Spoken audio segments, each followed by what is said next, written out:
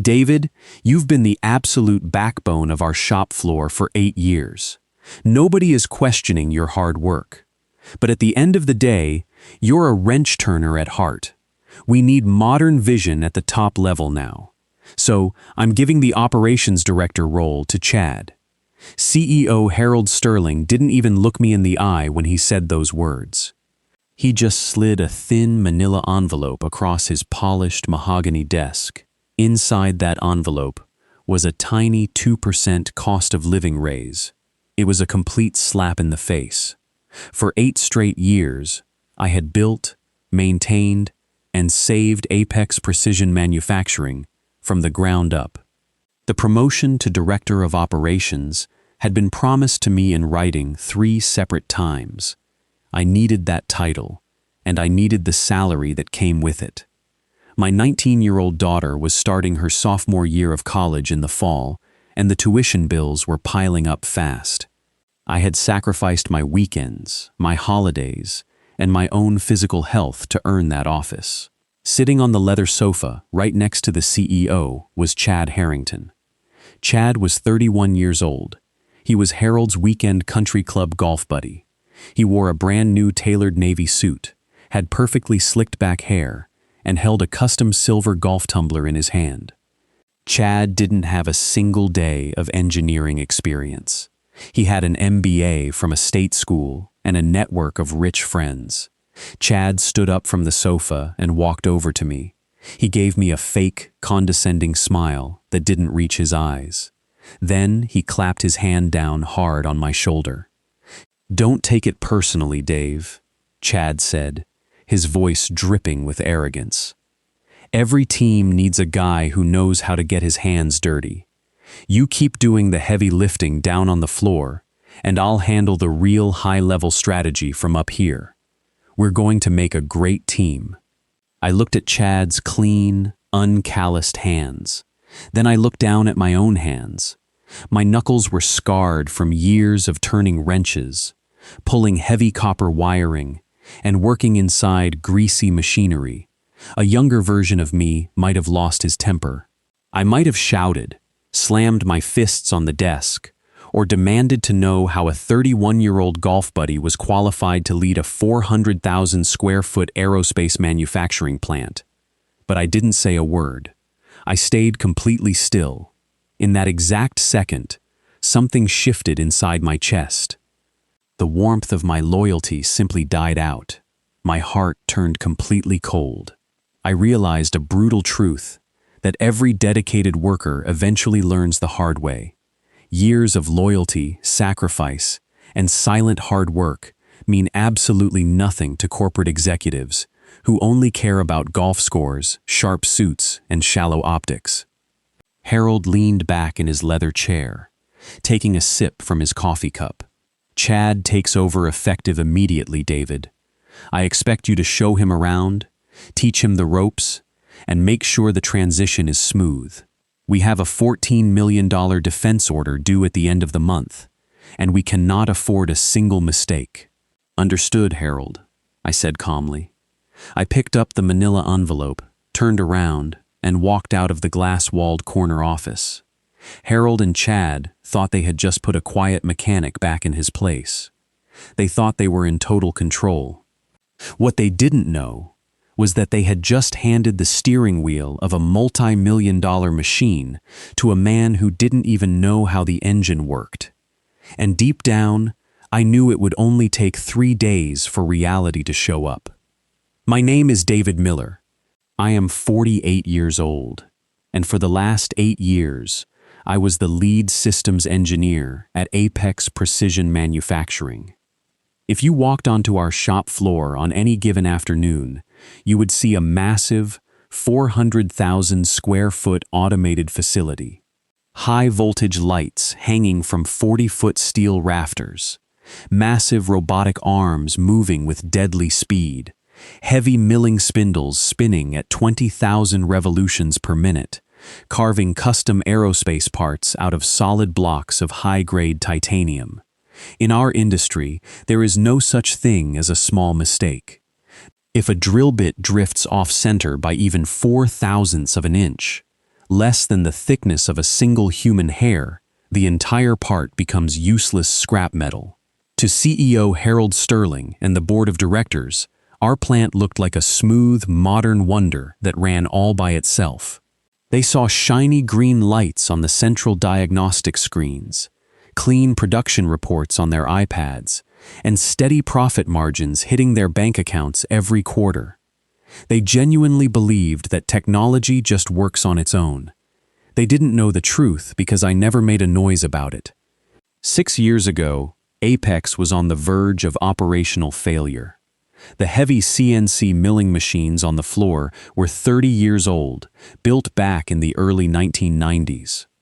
The company bought modern automated inventory databases and high-speed laser scanners. But the old machine computers couldn't talk to the new software. Harold went to the board and asked for $3 million to replace all the machinery. The board flatly rejected his request. That was when I stepped in. Over 6 months, I spent hundreds of unpaid night hours sitting in my basement workshop and inside the dark, empty plant. I wrote a complex, custom software bridge that forced 30-year-old industrial controllers to communicate seamlessly with brand-new enterprise databases. On the shop floor, the technicians secretly called it the Miller Protocols. It saved the company $3 million overnight. Harold took the credit, got a massive end-of-year bonus, and gave me a cheap framed certificate of appreciation. But there was a catch that only I knew about. Because the system was a mix of old hardware and new software, it had a serious flaw. Every single day, as the machines ran at full speed, tiny micro-data errors accumulated in the main computer's temporary memory buffer. At the same time, the high-speed drill spindles built up extreme internal heat, shifting the thermal calibration sensors bit by bit. Every single night, at exactly 2 a.m., I personally performed a mandatory maintenance ritual. I would walk the floor, execute a manual database cache flush, clear the memory buffer, and manually recalibrate the thermal sensors on all 6 production lines. If that 2 o'clock a.m. maintenance cycle was ever skipped, those micro-data errors would stack up until the memory buffer reached 100% capacity. When that happened, the master safety protocol would instantly trigger Error Code 904. Error Code 904 was a complete emergency lockdown. It locked every spindle, froze every robotic arm, and trapped millions of dollars worth of raw material inside jammed machines to prevent a total mechanical meltdown. For 6 years, I performed that 2 a.m. routine every single night without fail. I never complained. I never demanded extra pay. I just did my job because I took pride in my craft. Executive management looked at me and saw an overpaid mechanic holding a wrench. They didn't realize that I was the only thing holding their entire multi-million-dollar company together. And now, Chad Harrington was about to step onto my floor with a pair of scissors and start cutting wires he didn't even know existed. On my second day working under the new regime, Chad Harrington decided to show the entire company who was boss. At 10 o'clock on Thursday morning, Chad called an emergency all-hands meeting on the main production floor. All 120 technicians, machinists, and mechanical engineers were ordered to stop working, shut down their automated stations, and gather around the central assembly bay. High bay LED lights reflected off the polished concrete floor. The crowd stood in total silence, wearing their grease-stained blue work shirts and heavy safety boots. Chad stepped up onto a raised wooden shipping pallet near production line 1. He was wearing another tailored suit, this one charcoal gray, with a bright silk tie. He held a black electronic megaphone in his right hand and a shiny slate tablet in his left. "Listen up, everyone." Chad's voice echoed loudly across the massive steel rafters. "I've spent the last 48 hours reviewing our operational metrics, and frankly, I am disgusted by what I've found.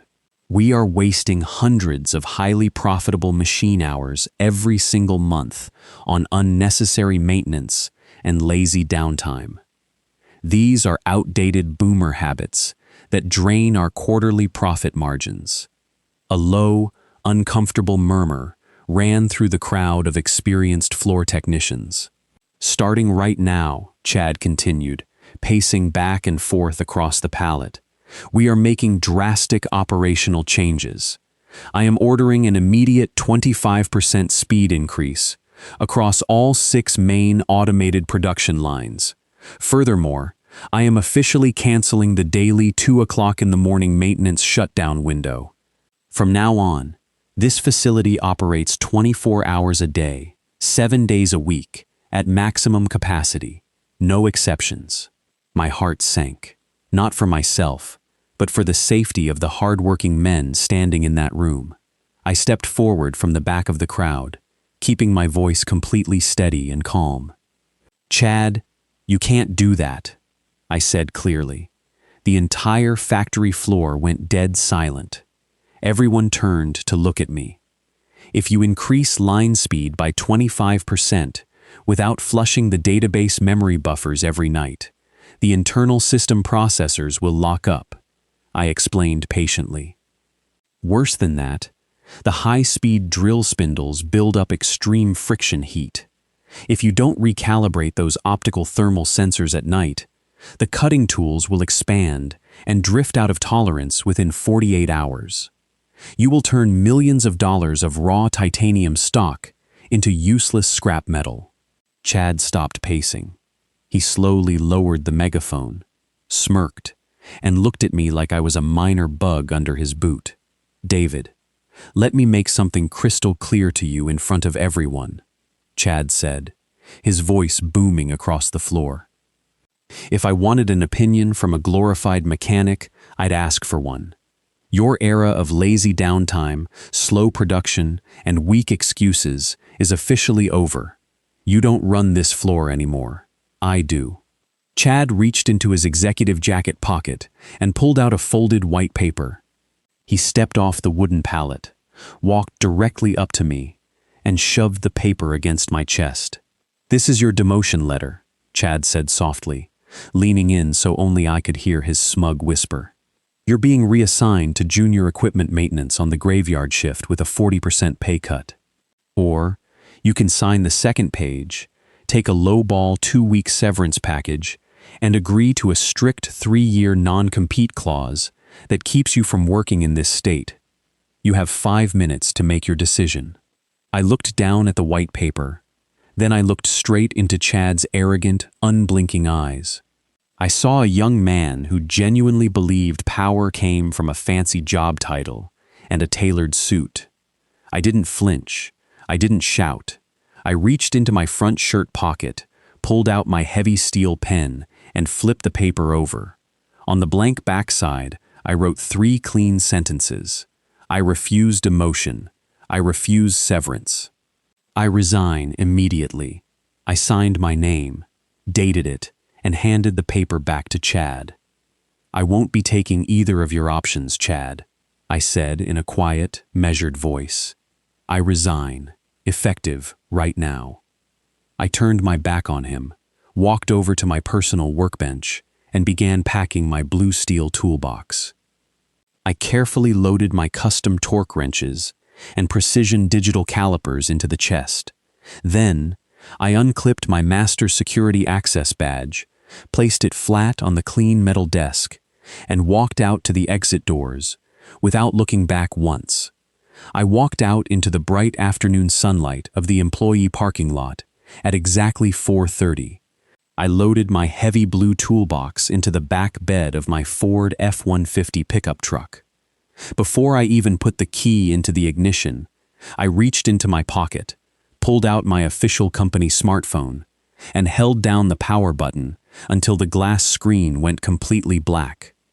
I tossed it onto the passenger seat. Then I took out my personal cell phone, called my wife Sarah, and told her I was coming home early for dinner. When I pulled into our quiet suburban driveway, Sarah was waiting on the front porch. She saw the heavy blue steel toolbox sitting in the back of my truck, and she knew instantly that something major had happened at the plant. We sat down together at our kitchen wooden table.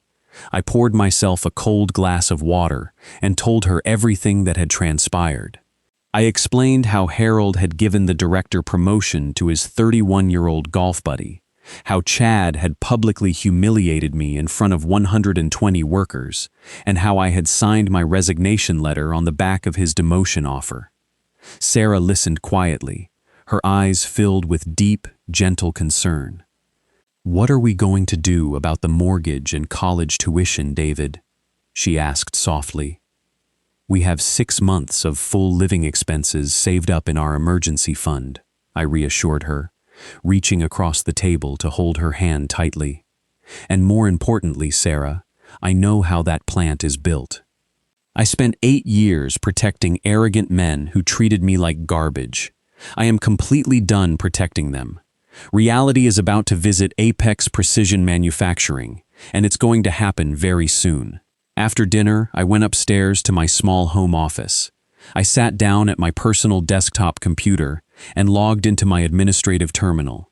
For 6 years, I had maintained remote network privileges from home so I could fix middle-of-the-night server glitches without driving into the plant. I opened the network security settings, selected my master administrator profile, and permanently revoked my own access credentials. I completely severed my remote connection to Apex's servers. From that second on, the company was entirely on its own. I closed my laptop, walked out to our back porch, and sat in my comfortable wooden rocking chair, enjoying the cool evening breeze.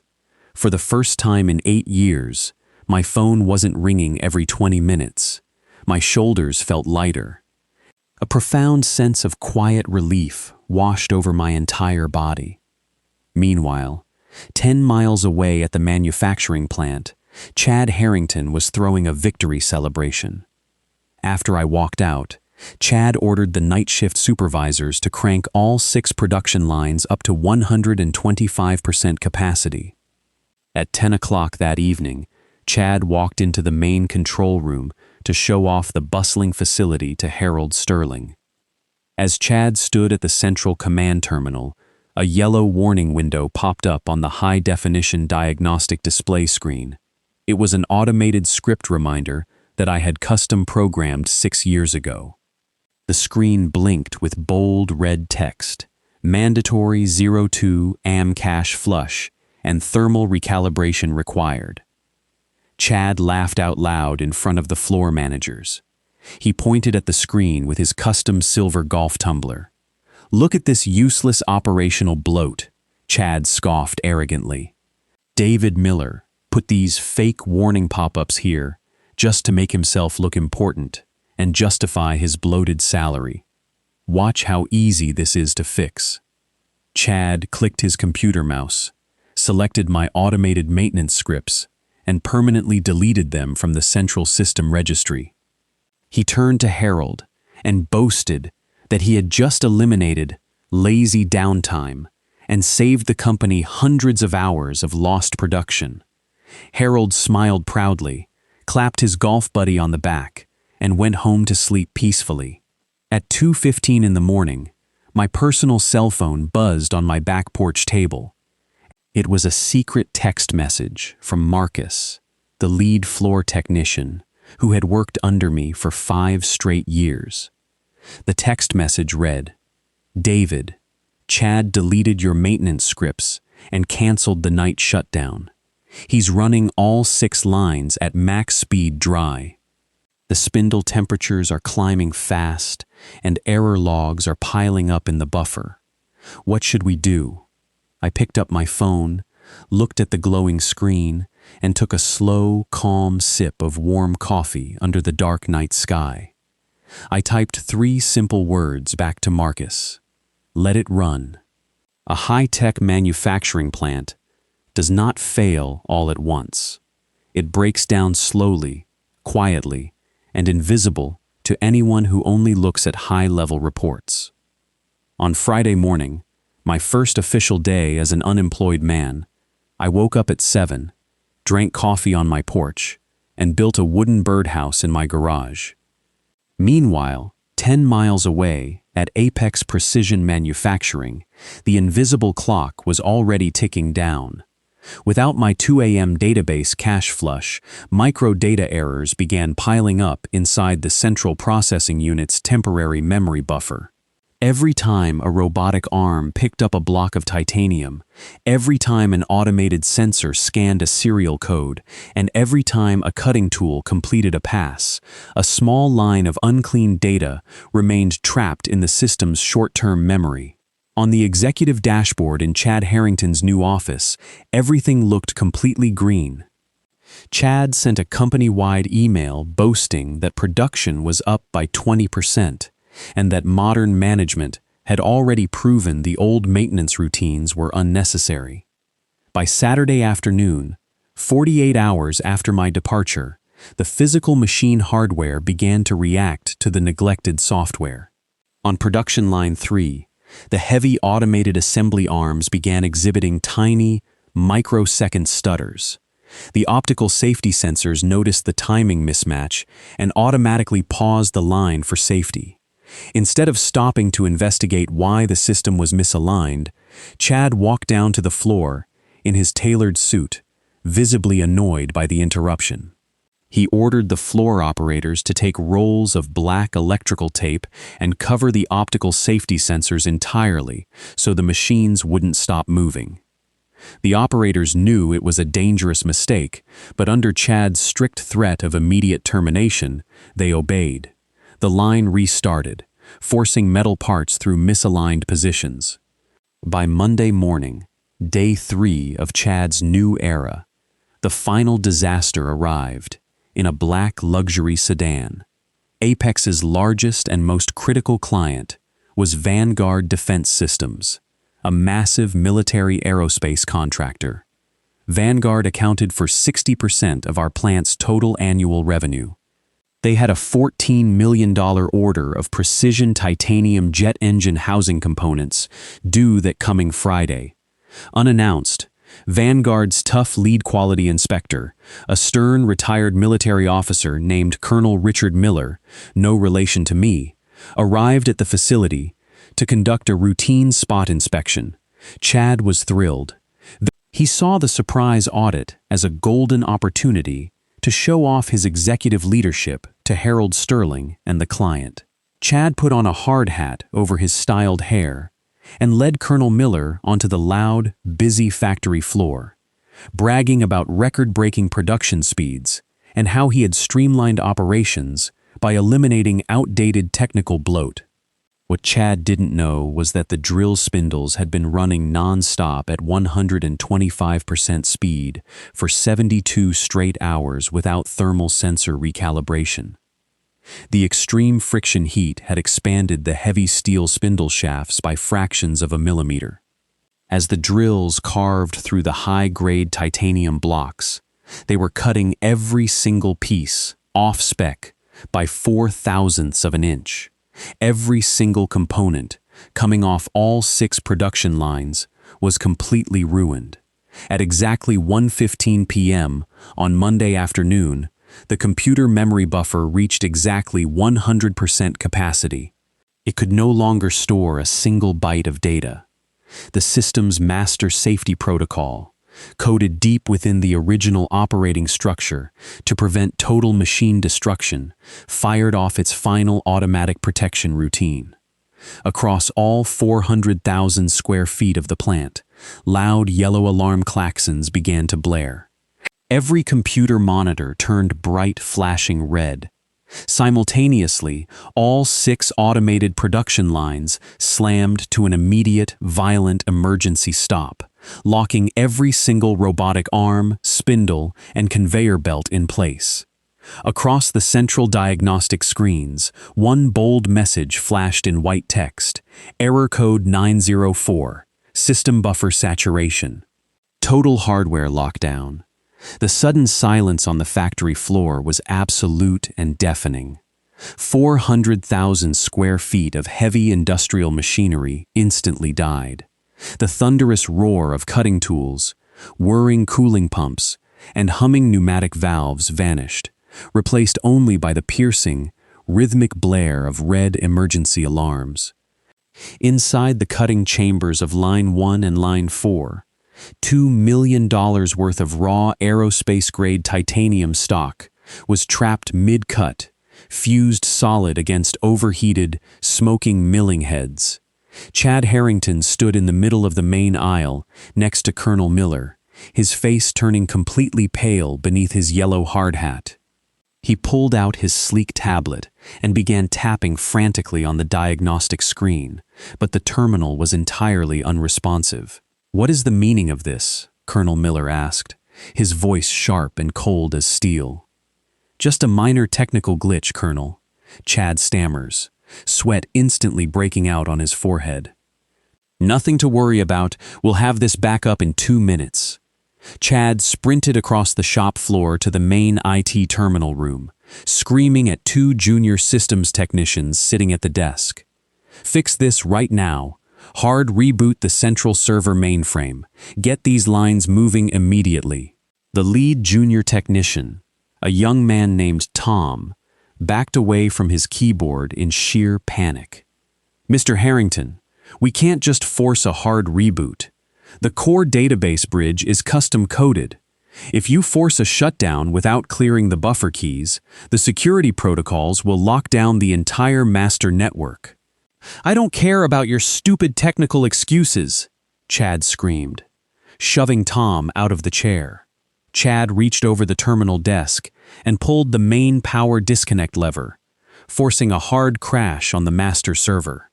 It was the worst possible move he could have made. When the server forced itself back on, 10 seconds later, the custom software bridge detected an unauthorized hard crash during error code 904. To protect core corporate data from corruption, the system triggered my custom security lock. The entire server infrastructure encrypted itself and went completely black. Every terminal in the building displayed a single line of text: "Master security encryption key required."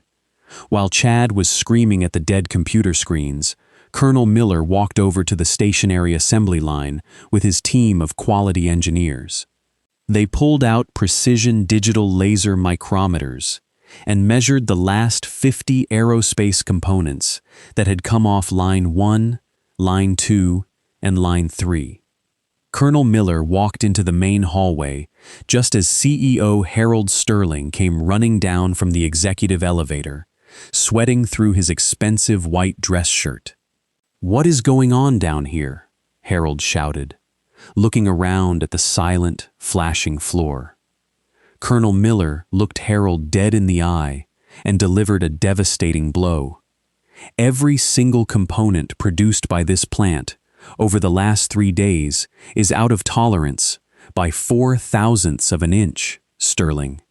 You've turned 4,000 precision parts into $14 million worth of unusable scrap metal. Our defense contracts strictly forbid uncalibrated production." Colonel Miller snapped his briefcase shut. "Vanguard Defense Systems is canceling our $14 million order, effective immediately. Furthermore, our legal department will be filing a $5 million breach of contract lawsuit against Apex by 5 o'clock today." Harold looked like he was about to have a heart attack. He turned on Chad, his face turning bright red with rage. "Harrington, what did you do to my plant?" Chad, shaking uncontrollably, pointed a trembling finger at the dead server rack. "It wasn't me, Harold. It was David Miller. He sabotaged the system on his way out. He set a hidden timer to destroy us."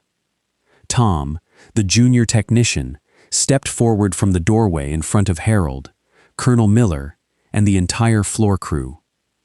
"That's a lie, Mr. Sterling," Tom said clearly, his voice echoing across the silent room. "David didn't sabotage anything.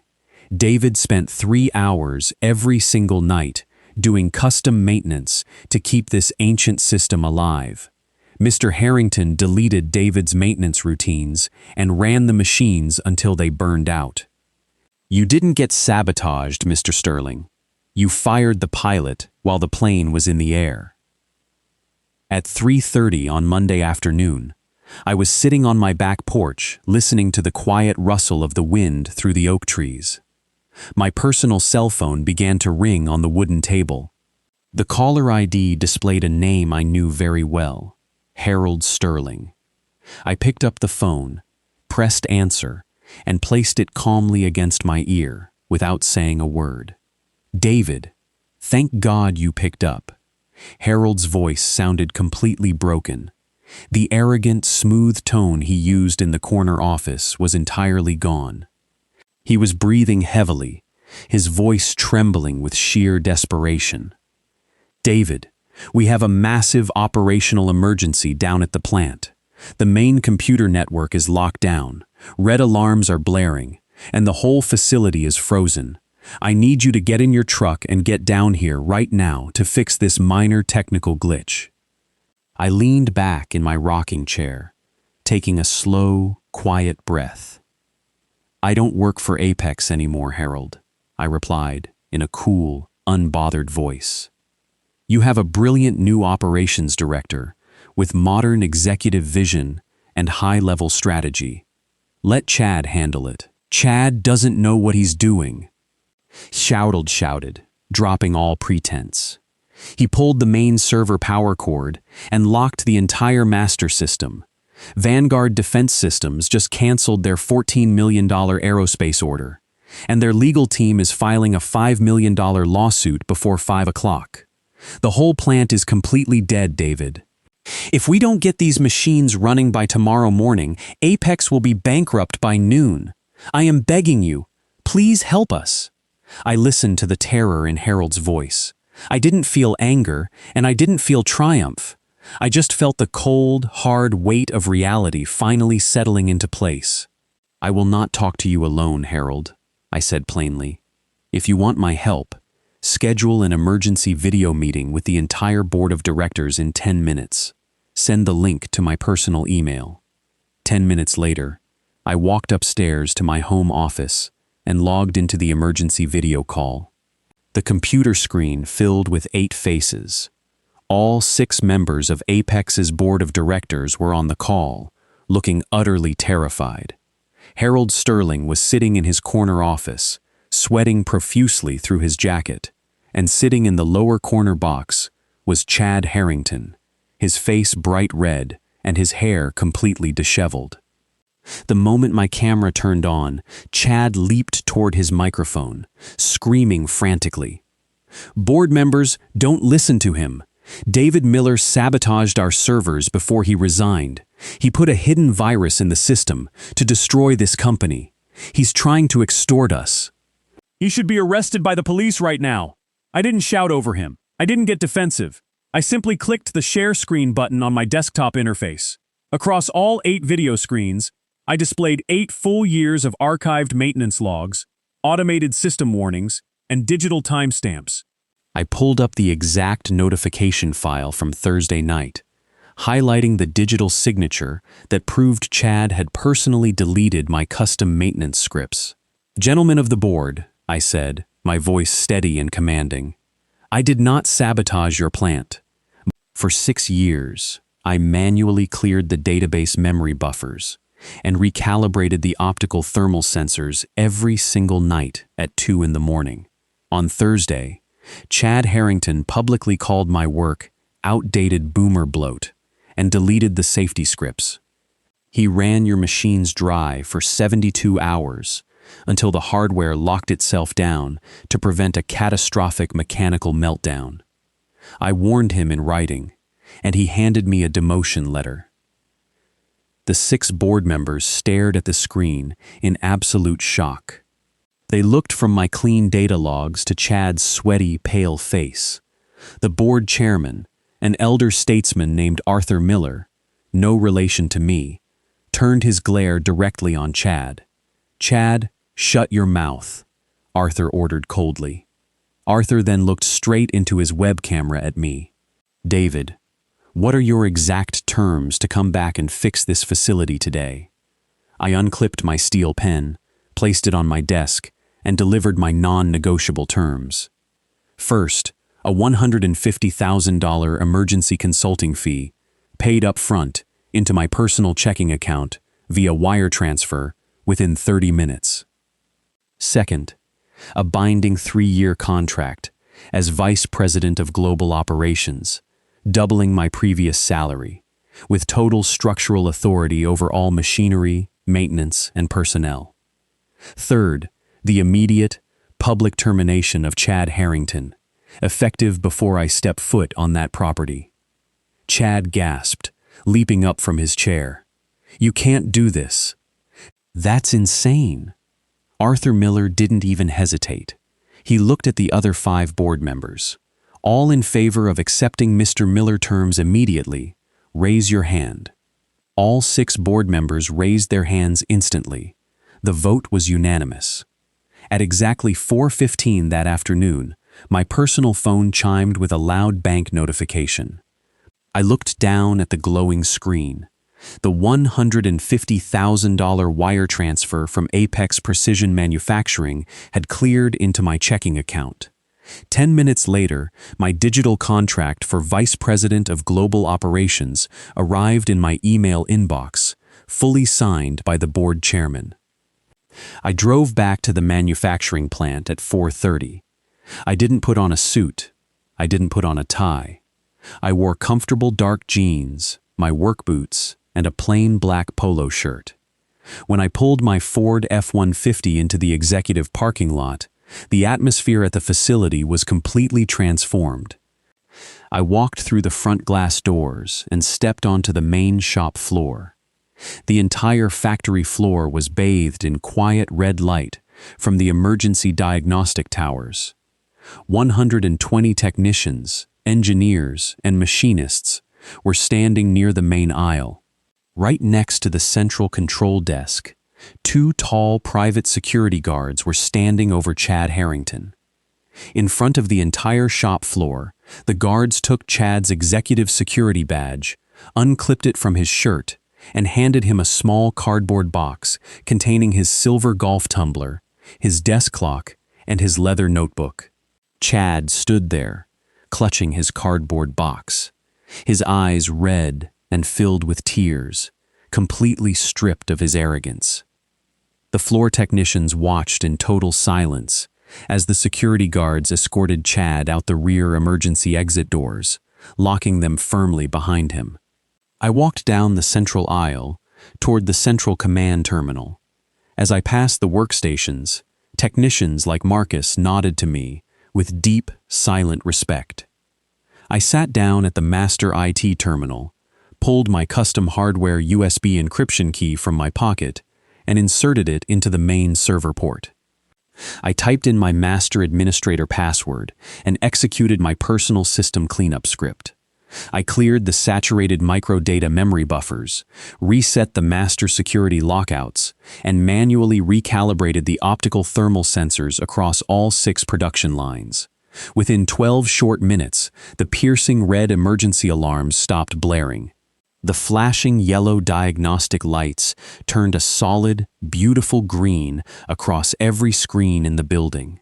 The heavy hydraulic pumps hummed to life. High-pressure air lines hissed into position, and with a deep, powerful roar that shook the concrete floor, all 6 automated production lines restarted simultaneously, moving with flawless, smooth precision. Colonel Miller walked back onto the shop floor with his team of quality engineers. They pulled fresh titanium jet engine components off line 1, placed them under digital laser micrometers, and measured the cut tolerances. Every single part was cut perfectly to within 1/10,000th of an inch. Colonel Miller looked up at me, gave a firm nod of approval, and officially retracted the lawsuit, saving the $14 million defense contract on the spot. Today, I sit in the Vice President's office, on the top floor of Apex. CEO Harold Sterling still holds his title, but the board made it crystal clear that he answers directly to me on all operational decisions. My daughter's college tuition is completely paid for through her senior year, and my family's financial future is permanently secure. Sometimes, Young executives ask me how I manage to turn the entire company around in less than an hour. I always give them the same simple answer.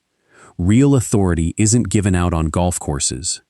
It isn't bought with fancy suits, expensive titles, or loud executive speeches.